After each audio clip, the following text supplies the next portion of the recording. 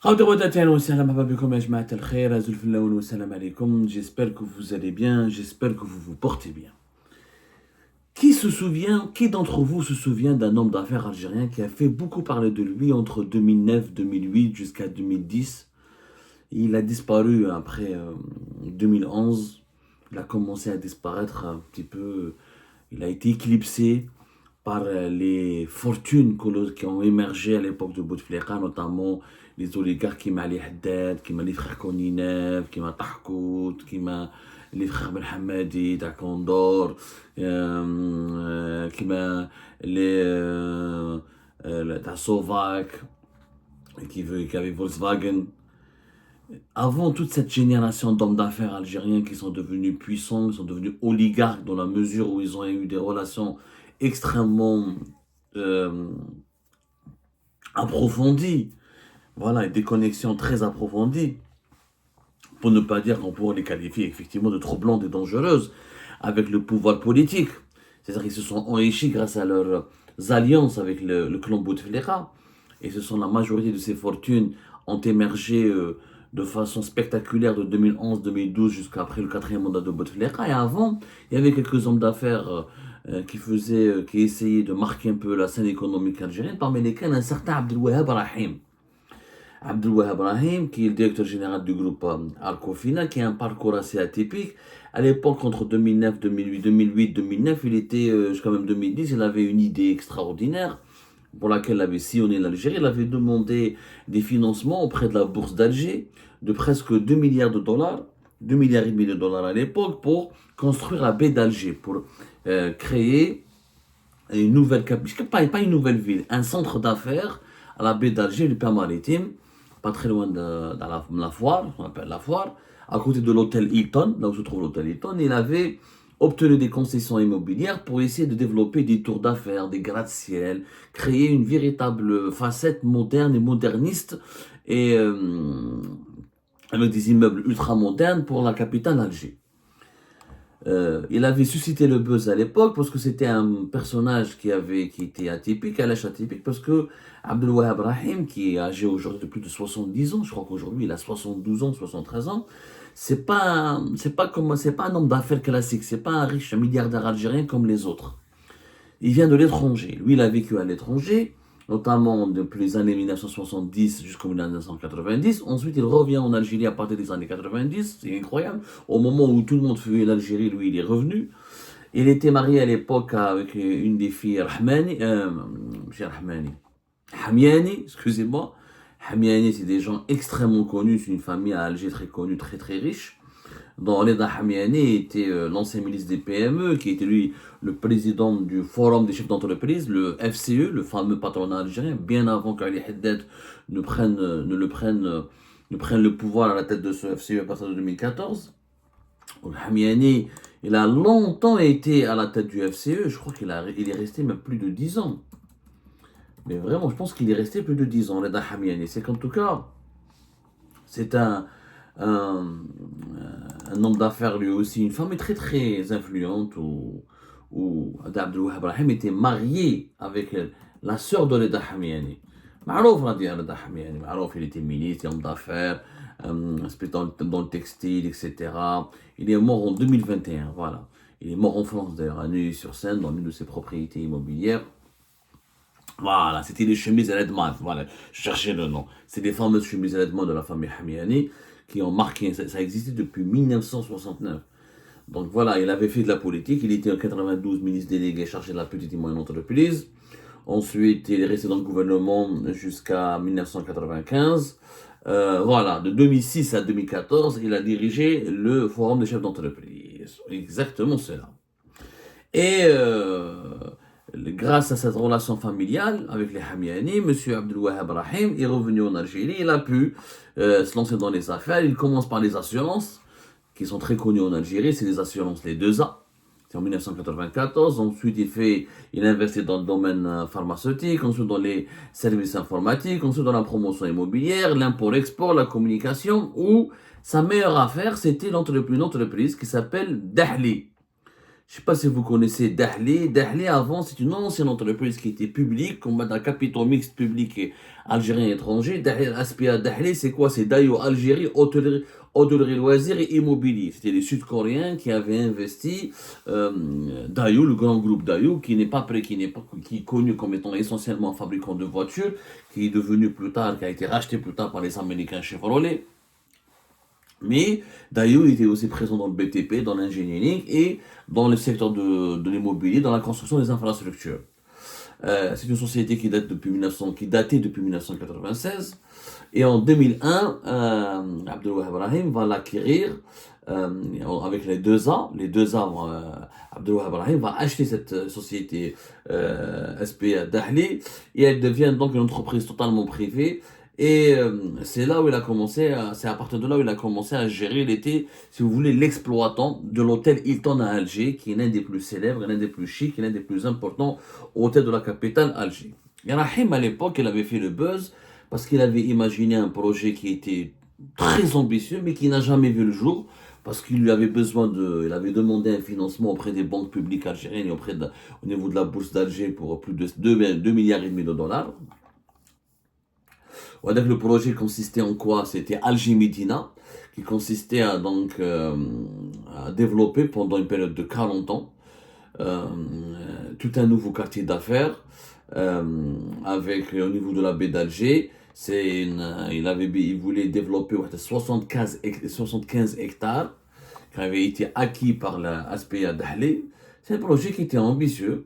Donc, il y avait autour de l'hôtel Hilton, il voulait faire l'hôtel La Résidence, il voulait faire le City Center, il voulait faire des tours de 20 à 23 étages, il voulait faire des appartements de luxe, il voulait faire des centres commerciaux, il voulait faire une marina. Voilà, il voulait faire une marina. Et il voulait créer vraiment un nouveau quartier d'affaires, je crois qu'il m'a la Défense à Paris, par exemple, mais au bord de la mer. C'était un projet très sympathique qui il n'a pas été suffisamment soutenu, alors que il aurait pu créer à l'époque plus de 11 000 emplois. Mais bon, euh, quand il n'a pas pu bénéficier de l'argent et des financements publics, Abdelwahab Brahim, comme par hasard, ses ennuis en fait ont commencé dès qu'il a divorcé avec sa femme Rahman. Hamiani, je sais pas Rahmani, Hamiani.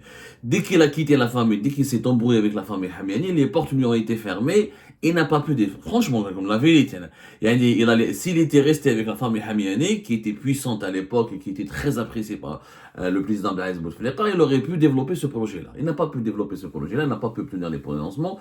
Donc, la Marina Bay n'a pas pu voir le jour. Il a, avec ses propres fonds, il a créé ensuite Ardis, le fameux Ardis City Center. Il a fait Ardis, qui existe toujours. Il a fait quelques immeubles. Il a fait une tour d'affaires. La tour, je pense, Algerian Business Center. C'est ça? ABC? Voilà, ABC. Je crois qu'elle s'appelle ABC, Algerian Business Center. Voilà, Algerian Business Center. Il a créé, on va dire, il a réalisé 30% de son projet initial. Mais Alger Medina n'a jamais pu voir le jour. Bon, der Ardis, etc. Ce qui fait que le groupe Dahlé est devenu un groupe comme très important qui a réalisé, qui vaut plus d'une dizaine de millions d'euros, l'équivalent d'une dizaine de millions d'euros, alors que déjà en 2007, il pesait 24-25 millions d'euros. On peut dire qu'aujourd'hui, c'est largement dans les cinquantaines avec millions d'euros avec des actifs importants. Et l'actif le plus important, c'est l'hôtel Hilton, Ardis, les installations autour d'Ardis et l'Algerian Business Center, la tour d'affaires, ABC. Et donc après, il a créé un groupe qui s'appelle Arcofina. Arcofina, Rahim a créé un groupe, Arcofina. Dans ce groupe Arcofina, on retrouve plein de sociétés dans le secteur de la communication, dans les hypermarchés, il y a les hypermarchés Ardis, c'est des boutiques de commerce, c'est des restaurants, plusieurs entreprises. Des entreprises qui m'a Webcom, une société qui m'a Omea, LSM Communication. Il voulait même à un moment donné, il s'est même lancé dans l'édition des magazines pour la presse. Il a voulu investir dans la presse à un moment donné. Il avait beaucoup d'ambition, mais qui ont été freinés par ces problèmes qu'il a rencontrés à la suite de son divorce et de ses embrouilles avec la famille Hamiani, qui était extrêmement influente et puissante à l'époque du régime de Bouteflika. Donc, en 2011-2012, il disparaît des radars, mis à part on évoque Abdel Wahab Rahim, on l'évoquait uniquement pour parler du Hilton, parce que le Hilton est un hôtel populaire, etc. Et lui, il était l'exploitant, il avait un contrat avec des sociétés étrangères, avec la multinationale Hilton, pour gérer cet hôtel Hilton en Algérie. Malheureusement, en 2019, depuis la crise politique de 2019, etc., on pensait que personne n'a parlé d'Abdel Wahab Rahim. Beaucoup d'hommes d'affaires, les Arabes, y compris les Arabes. Il n'y avait pas que de 2019 jusqu'à 2024, il y avait au nom de la purge anticorruption, il y a eu des dérapages inédits, mais beaucoup d'emprisonnements et des enquêtes approfondies sur toutes les fortunes algériennes. Abdel Wahab Rahim, personne n'a parlé de lui. Rabrab, il a été mis en prison, il a eu des problèmes. Les frères Kouninef, tous les oligarques de l'époque de Bouteflika sont tombés, y compris des petites moyennes fortunes qui n'étaient pas liées au régime de Bouteflika et qui existaient bien avant lui, étaient aussi placés sous enquête et qui étaient harcelés. L'affaire Abdel Wahab Rahim, Arcofina et sa société Dahli, l'hôtel Hilton, tout ça, toutes ces entreprises n'ont pas été inquiétées particulièrement. Et bien, il s'avère que non, puisqu'au mois de novembre 2024, à la surprise générale, sans que personne n'en parle, au niveau du pôle financier et économique du tribunal de Sidi Mohamed, une enquête avait été enclenchée plusieurs mois auparavant sur le groupe Arcofina et notamment la société Dahli dont je vous ai parlé, qui est l'exploitante, qui est la société qui gère l'hôtel Hilton, l'un des hôtels les plus importants de la capitale Alger, parmi les hôtels les plus luxueux. Et bien, à la fin de cette enquête, il y a eu des décisions extrêmement dures, extrêmement sévères, puisque Abdel Wahab Rahim s'était retiré à cause de son âge avancé, et il vivait plus à l'étranger. Il a quitté le pays d'ailleurs depuis de 2019 à 2024, il était rarement venu en Algérie, et ça fait même, d'après mes informations, plusieurs mois qu'il n'était plus à Alger, et que le groupe Arcofina, la holding Arcofina, était essentiellement géré par ses deux fils et ses filles. Mais il y avait deux enfants, deux fils qui ont voulu reprendre un petit peu le groupe familial et le développer. Il avait un fils qui s'appelait Zaki Rahim et un deuxième qui s'appelle Azhar Rahim. Et c'est eux qui ont voulu donc reprendre le flambeau de leur père et d'essayer de développer l'ensemble des entreprises d'Arcofina. Arcofina, c'est un énorme, c'est devenu un holding avec, comment on appelle ça, avec plusieurs sociétés, dans la pharmacie, dans les assurances, les 2A, dans l'immobilier, dans le commerce, dans l'hardis, la grande distribution, dans les hypermarchés. Donc, c'est vraiment un groupe privé assez solide, franchement assez solide. Je dirais, avec tous ses actifs, c'est quand même, c'est une centaine, je dirais, une centaine de millions de dollars quand même, d'euros plutôt, voilà, une centaine de millions d'euros, plus même, avec tous les actifs qu'il détient, certainement dans les au niveau je parle pas au niveau des revenus, au niveau des actifs, qu'est-ce qu'il détient comme bien, comme investissement en Algérie, c'est plus de 300 millions d'euros facilement. Et ben le pôle économique, à la surprise générale, dans la discrétion totale. Surprise pourquoi? Parce qu'on n'a pas parlé d'eux, personne n'a parlé d'eux. Pour eux, voilà, c'est pas un oligarque, Abdel Wahab Rahim, il s'est retiré depuis 2011, depuis 2012, on ne parlait pas beaucoup de lui, il voulait juste créer à un moment donné l'association, il voulait faire un peu du lobbying, il a voulu créer l'association l'Algérienne Internationale Diaspora, AIDA, l'association algérienne de la diaspora algérienne, il a essayé d'attirer les Algériens de l'étranger, parce que lui était venu de l'étranger, il a voulu, mais il a été bloqué par le... Franchement, c'était quelqu'un qui n'était... une personne non grata à l'époque du régime de Bouteflika. Dès qu'il s'est embrouillé avec la famille Hamiani, il a été totalement mis à l'écart. Donc on l'a oublié. Personne ne pensait que la machine répressive de lutte contre la corruption va se rappeler de son existence ou c'est difficile d'oublier son existence parce qu'il y a le Hilton, il y a le Hardis, il y a les centres, tous les commerces au sein de Hardis, il y a la tour d'affaires, l'Algerian Business Center, etc. C'est très difficile de l'oublier en fait, mais on lui a pas consacré une attention particulière. Il n'était pas associé aux gros scandales de corruption, aux grosses pratiques de corruption du régime de Bouteflika. Il n'avait pas une réputation, on va dire, particulièrement sulfureuse, donc il n'intéressait pas les décideurs de la nouvelle Algérie qui, eux, au contraire, cherchaient à chasser, à traquer les oligarques, c'est-à-dire, qu'est-ce que c'est qu'un oligarque? C'est un homme d'affaires, un businessman qui dispose d'une grosse fortune et qui a été acquise et développée et dans les capitaux et qui a été créé ou élaboré unique grâce essentiellement, pas uniquement, grâce essentiellement à des rapports politiques approfondis, à une alliance politique et un soutien politique affiché au régime, au pouvoir qui est en place. C'est le pouvoir qui est en place qui donne des facilités, des privilèges, quelquefois illicites, souvent illicites, qui accorde des crédits bancaires, des financements, qui accorde des traitements de faveur à certains hommes d'affaires industriels et acteurs économiques qui leur permettent ensuite de s'enrichir de façon très rapide en contrepartie d'un soutien politique, d'un financement des campagnes électorales ou d'une alliance politique approfondie avec les décideurs du régime qui leur a permis de s'enrichir. Voilà. On me cache dans cette configuration-là. Mais ça n'a pas empêché que le groupe Arcofina soit mis sous enquête dans la grande discrétion pendant plusieurs mois. Et en novembre, encore une fois, en novembre 2024, le pôle pénal économique et financier du tribunal de Sidi Mohamed a décidé de placer en détention Zeki Rahim, qui a été placé sous mandat de dépôt, le propre fils de Abdelwahab Rahim, et son deuxième fils, Azhar Rahim, il a été placé sous contrôle judiciaire selon nos informations. Un des fils, il est placé en détention. Le deuxième, il est placé sous contrôle judiciaire. Les filles de M. Rahim et Abdelwahab Rahim, et lui-même, Abdelwahab Rahim, donc tout le reste des membres de la famille ont été, comment dirais-je, ont fait l'objet plutôt de plusieurs mandats d'arrêt internationaux qui ont été lancés à leur rencontre parce qu'ils se trouvent à l'étranger et probablement en Suisse, c'est le pays avec lequel Abdelwahab Rahim et sa famille ont le plus, et les membres de sa famille ont le plus d'attaches puisqu'il a vécu une partie de sa vie en Suisse et en France aussi, mais en Suisse surtout, avant de revenir en Algérie au milieu des années 90. Je crois qu'il a même la citoyenneté suisse. Je n'en suis pas aussi sûr, nous sommes en train d'approfondir notre enquête. On reviendra sur ce sujet avec de plus amples informations qui seront vérifiées. Mais ce qui est incroyable, c'est que son fils a été mis en prison. D'abord, un fils, Zeki Rahim. Le deuxième, Azhar, il est placé sous contrôle judiciaire.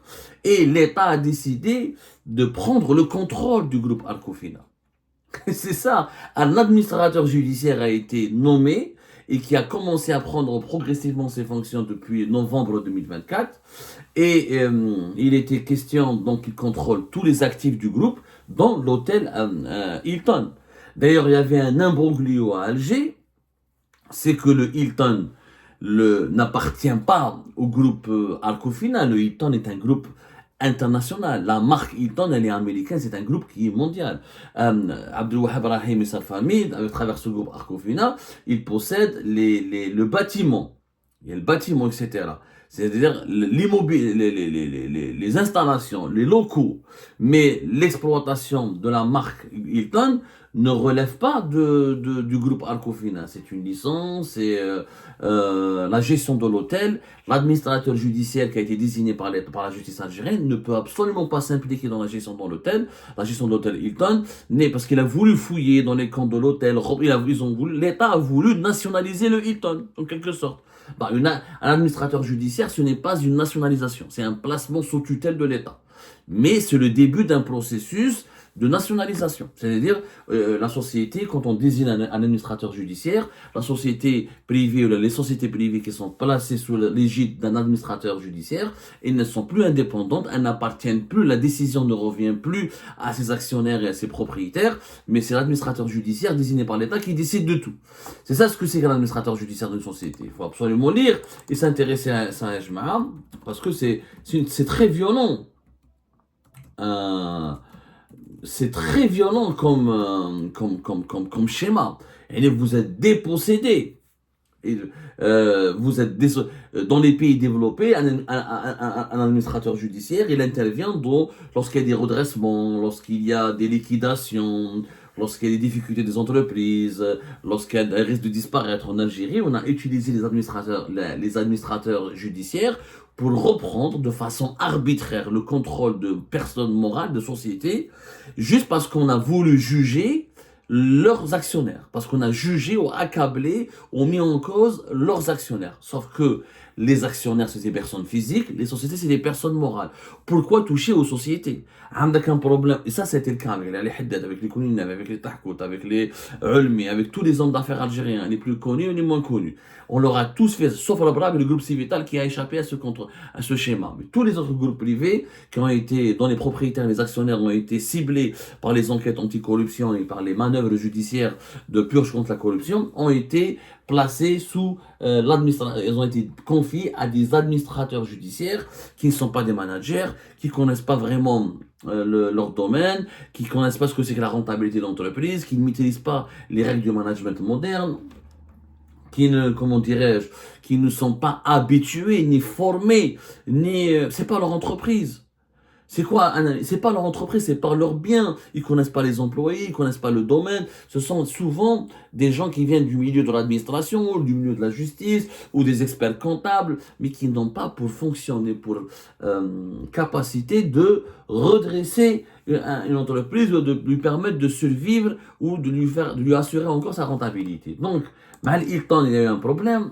Le contrat d'exploitation le groupe Hilton a sous-traité, il est sous-traité au groupe Hilton, c'est les Américains qui gèrent, et les Américains ont dit à cet administrateur judiciaire, monsieur, vous pouvez contrôler les murs, mais la gestion de l'hôtel, les prestations, les revenus, etc., c'est notre marque. Déjà, voilà, ça commence mal. Après, je vous dis la vérité, d'autres sources nous ont assuré que cet administrateur judiciaire, dont nous n'avons pas encore le nom, nous ne cherchons pas à le révéler, c'est pas lui le problème, est vraiment animé de bonne foi, qu'il collabore avec les cadres de l'entreprise, qu'il veut absolument préserver l'entreprise, les entreprises, qu'il veut absolument préserver le groupe, parce que, comme je vous ai dit, il y a plusieurs entreprises, dans l'assurance, dans le commerce, dans l'immobilier, dans les services, dans les prestations informatiques. C'est vraiment une dizaine d'entreprises. Au final, c'est vraiment une dizaine d'entreprises. Webcom, Ardis, Ofarco, Cosio, Only, Omea, Remo, LSM Communication. Voilà. La figure de proue, l'entreprise la plus importante, ça reste Dahli, parce que c'est elle qui gère le Hilton. Et Ardis, non, le Hilton et la tour d'affaires ABC, mais le reste, c'est quand même des entreprises qui comptent aussi, même si elles sont beaucoup moins importantes sur le plan financier, sur le plan stratégique. Bon, le problème qui se pose, c'est cette brutalité judiciaire. Fallait-il mettre en prison le fils de Abdelwahab Rahim? Est-ce qu'il fallait encore une fois recourir à l'emprisonnement pour des enquêtes sur des crimes économiques? C'est des infractions. D'abord, ça a commencé par des soupçons de transfert illicite de devises. C'est ça, la justice algérienne, la corruption pour elle, c'est quoi?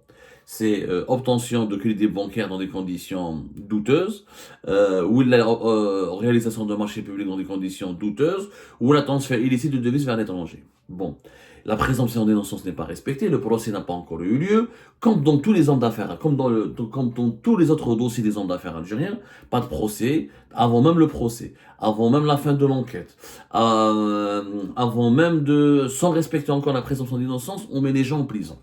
Alors qu'il s'agit de crimes ou de fautes ou d'infractions commerciales et financières qui peuvent être corrigées, encore une fois, si elles sont prouvées, et si leur existence elle est étayée par des preuves matérielles avérées, elles peuvent être corrigées par des amendes, par le paiement d'amendes, par des redressements financiers ou là par du sursis. T'es un homme d'affaires, et tu lances des mandats d'arrêt internationaux contre toute la famille. La famille Frouss. Les filles de Rahim Moujdarou. Est-ce qu'elles sont pour autant responsables? Ensuite, les accusations ont évolué. Le dossier dans l'affaire, parce que le groupe Al-Kofina, surtout l'entreprise d'Ahli, qui fait l'objet, qui intéresse les juges, alors, on est devenu on parle de fonds illicites réinvestis ou la dissimulés dans un cadre criminel organisé. On parle de moyens de paiement fictifs. On parle d'un trafic d'influence. On parle en plus, là, on veut impliquer une banque française. Il y a une banque française ou la BNP ou la Société Générale, c'est les deux plus importantes, la Natixis aussi, mais je pense que c'est ou la BNP ou la Société Générale. Nous sommes en train d'approfondir notre enquête pour obtenir toutes les informations. Le parquet de Sidi Mohamed, de ce tribunal de Sidi Mohamed veut auditionner les responsables de cette banque étrangère, des responsables français, pour comprendre comment cette banque a participé à la transaction financière du groupe Arcofina, notamment l'entreprise Dahli. Une procédure qui a été mise en place, elle prévoit même, peut-être dans les jours à venir, l'arrestation des dirigeants étrangers de cette banque française. Ça part très loin. Et attention, on parle pas de terrorisme, on parle pas de crimes, de meurtres, de crimes de sang, c'est pas de la délinquance, c'est pas du trafic d'armes, ça c'est des transactions économiques et financières. On veut mettre tout le monde en prison, une vingtaine de personnes pour le moment sous enquête. Dans l'affaire de la famille Rahim, une vingtaine de personnes. Dont l'un des fils, Zeki Rahim, encore une fois, est en prison. Et c'est extrêmement dur. Le deuxième, il est placé sous contrôle judiciaire. Donc, le père, encore une fois, et leur sœur sont tous ciblés par un mandat d'arrêt international. C'est un traitement extrêmement brutal, extrêmement dur, et qui rappelle encore une fois les dérives de la justice algérienne. On ne criminalise pas les affaires économiques, on ne les traite pas comme les affaires de drogue, comme les affaires de terrorisme. J'ai l'impression que les juges algériens, pour eux, les affaires économiques, les affaires de drogue, c'est la même chose. Ou les affaires de terrorisme. Non, les affaires économiques sont beaucoup moins graves, puisque là, il s'agit d'entreprises privées. Il ne s'agit pas d'une entreprise étatique. Elle n'a pas utilisé l'argent de l'État pour le détourner. Ça, c'est de l'argent privé. Il s'est développé au fur de plusieurs années. Il a travaillé avec des banques étrangères, donc ce n'est pas des banques étatiques. C'est vrai qu'il a eu des concessions immobilières de la part de l'État, mais il a construit des choses. Le groupe Arcofina, ils ont construit. Dahli, ça a construit. L'hôtel Hilton marche, fonctionne. Il n'y a pas eu des intérêts économiques de l'État algérien qui ont été compromis de façon grave. Encore une fois, les infractions économiques et financières nécessitent des enquêtes qui nécessitent du temps. Il faut respecter la présomption d'innocence. Il faut écouter les personnes incriminées, leur donner le droit de se défendre. Mais les mettre en prison, les accabler, les soumettre à des mandats d'arrêt internationaux, les salir comme ça d'emblée alors que le procès n'a même pas encore eu lieu, c'est du sabotage, ça c'est de la persécution. C'est pas la peine de dire que Abdou Samad défend je les ai rencontrés ni dans une fête de mariage, ni dans un café. Je ne les connais même pas. Rahim Abdou Wahab, je l'ai croisé il y a une dizaine d'années lors d'une conférence de presse, une fois. Je ne les ai jamais rencontrés. Je n'ai aucune relation, ni avec Zeki Rahim, ni avec son. Je lui dis juste la vérité. On n'emprisonne pas des chefs d'entreprise, des hommes d'affaires. On n'essaye pas de nationaliser un groupe privé. On place pas tout un groupe privé sous administration judiciaire, où là on va pas le confier à un administrateur judiciaire sur la base de simples soupçons, alors que le procès n'a pas eu lieu. Et on ne détruit pas des entreprises parce qu'on a un problème avec ces actionnaires ou leurs propriétaires. Les entreprises doivent continuer de vivre, de faire vivre ses employés. C'est plusieurs centaines d'employés qui travaillent pour le groupe Arcofina. C'est plusieurs centaines de familles qui vivent et qui gagnent leur pain. Grâce à ce travail, il faut laisser les entreprises travailler. Il faut les laisser se développer. Les personnes morales et les personnes physiques sont deux cas. Il faut faire le distinguo entre la personne morale et la personne physique. Et les infractions, elles peuvent être facilement résolues par des amendes. Il a volé ou il n'a pas respecté les obligations fiscales, il n'a pas tout déclaré, tous les transferts de devises. Avec une amende, tu payes 1 million d'euros, 2 millions d'euros, sinon je vais saisir tes biens. Des biens, des actifs, le groupe Arcofina. Hardis, l'hôtel, la tour d'affaires, des locaux, des entreprises, des commerces, des terrains. Donc, à un moment donné, s'il ne paye pas, l'État saura toujours comment récupérer l'argent. Mais mettre les gens en prison, mettre des entrepreneurs en prison, les persécuter de la sorte, s'acharner contre eux, contre leur famille, et les traiter comme des vulgaires terroristes, c'est un mauvais signal pour l'économie nationale. Comment ils s'attaquent à une banque étrangère? Comment voulez-vous que... Parce que cette banque étrangère, elle a fait des transactions avec le groupe Arcofina et la famille Rahim. Mais comment voulez-vous que les investisseurs étrangers puissent faire confiance en Algérie, vont venir travailler sereinement en Algérie? Comment voulez-vous qu'on puisse développer un pays dans un climat de persécution et de répression généralisée où la présomption d'innocence n'est pas respectée, où le soupçon devient une preuve de culpabilité, où la suspicion, la simple suspicion suffit pour justifier des emprisonnements arbitraires. Ça ne peut pas durer comme ça. On est en train de détruire le secteur privé, et en détruisant les groupes privés les plus importants du pays, on est en train d'affaiblir l'Algérie, de la déstabiliser et de l'appauvrir.